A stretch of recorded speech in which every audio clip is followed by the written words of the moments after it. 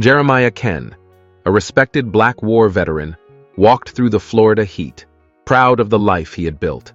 His strong but weathered frame carried the stories of countless battles fought, both on the field and in society. Today was supposed to be an ordinary day as he left the local community center, where he spent time with fellow veterans, sharing stories of their service. But before we dive into what happens next, I'd love to know, where are you tuning in from today? Drop a comment below. But something felt off as he neared the busy downtown park. A commotion was brewing. His instincts sharpened as he saw Charles Bennett, a local police officer known for his aggressive reputation, confronting a young man. The boy, clearly shaken, fumbled to produce his ID while Charles towered over him, his posture one of intimidation rather than protection.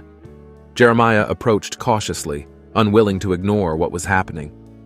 "Is everything all right here, officer?" he asked, his voice steady, carrying a quiet authority earned from decades of experience. Charles turned, glaring at Jeremiah. "This doesn't concern you.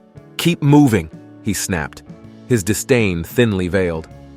But Jeremiah wasn't one to be easily intimidated. He had stood against greater forces than a disgruntled cop. "Doesn't seem like the kid's done anything wrong," Jeremiah replied calmly. His words were measured, but they struck a nerve with Charles. The officer's face tightened in anger. Jeremiah could sense that things were about to escalate. "Back off, old man," Charles warned, stepping closer. The crowd that had gathered around was growing restless, watching the tension rise. Jeremiah stood firm, his gaze unwavering. "There's no need for violence here." But Charles, his anger bubbling over, saw the challenge in Jeremiah's calm resolve.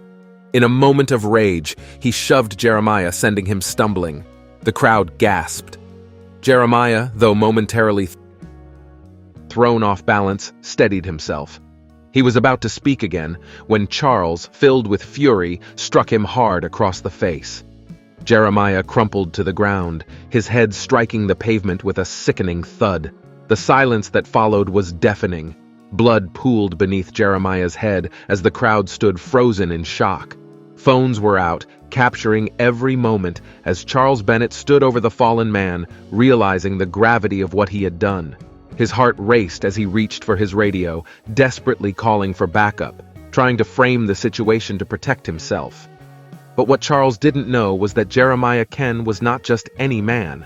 He was the owner of the very hotel where the officers' precinct was housed, and more significantly, he had powerful connections throughout Florida.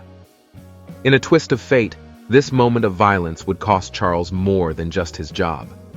When Jeremiah's son, an influential attorney, learned of the attack, the entire legal system was about to be shaken. Charles Bennett would soon discover that he had not only attacked a respected veteran, but his actions would spark a battle for justice. His career as an officer was over, and under Jeremiah's influence, he would never work in law enforcement again. The system that had protected officers like Charles for so long would no longer shield him. This time, justice was coming, and it would shake Florida to its core. As the ambulance sped away with Jeremiah Ken fighting for his life, the small park in Florida was thick with tension. The people who had gathered around stood in stunned silence, still trying to comprehend the brutality they had just witnessed. Charles Bennett stood motionless, his heart hammering in his chest as he watched the crowd, now armed with phones capturing every second of the chaos. He had always operated with the confidence that his uniform would protect him, that any incident could be spun in his favor. He had expected this situation to go like countless others, use force, write a report, and have it buried. But today, he had gone too far, and the weight of what he'd done was sinking in fast. As Charles waited for backup, the reality of the moment crept up on him. The whispers in the crowd grew louder, their eyes filled with both fear and judgment. Charles tried to hold his ground, but deep down, he knew he had lost control of the narrative. His fists clenched by his side, he quickly realized that his career was hanging by a thread. Then the murmurs turned into questions. "Did you see what happened? That man was innocent. Someone better send that video to the news." People were no longer just bystanders, they were witnesses. Some were already uploading the footage of the incident to social media, And in a world that was increasingly intolerant of unchecked police violence, Charles knew he was in trouble. As he tried to piece together his next move, Charles was unaware that this wasn't going to be just another incident lost in the noise of news cycles.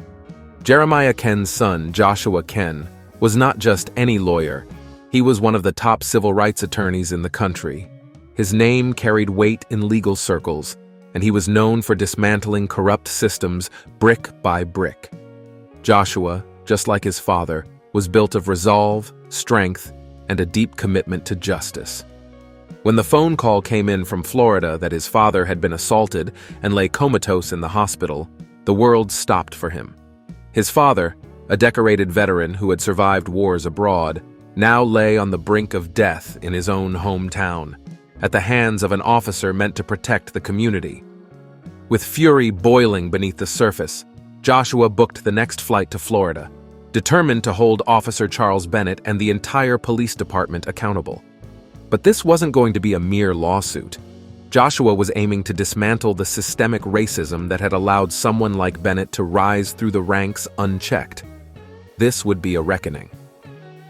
As Charles stood in front of the precinct later that day, he could sense the unease among his fellow officers. News of the incident had spread like wildfire, and even his superiors were now involved, trying to salvage what they could of the situation. The footage from the park had gone viral, and with every passing hour, more public figures were weighing in, demanding justice for Jeremiah Kenn.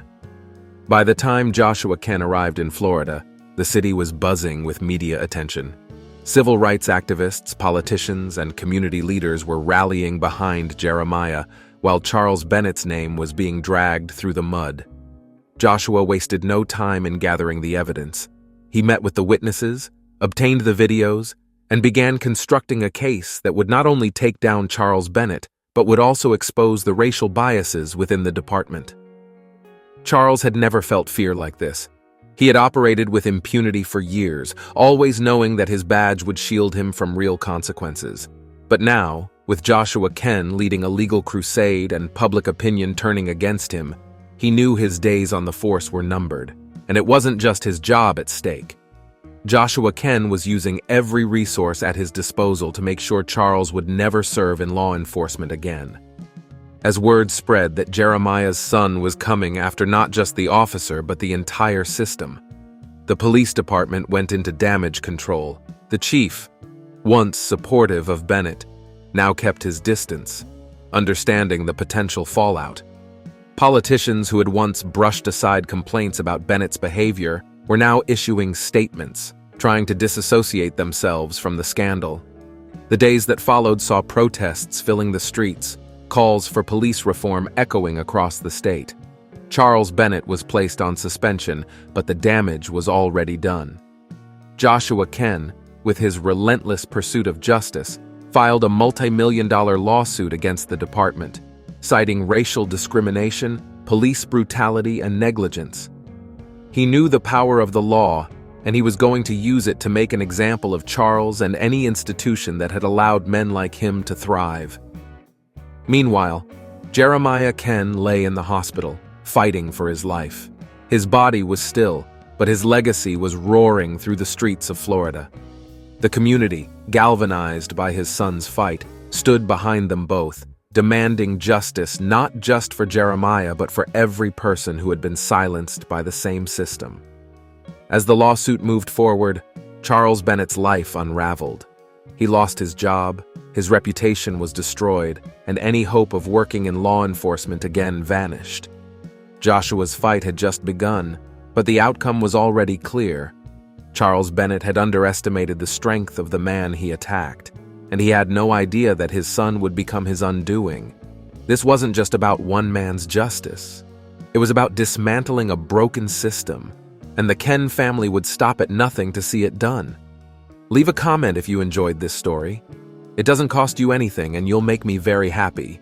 Thank you, and I look forward to your like.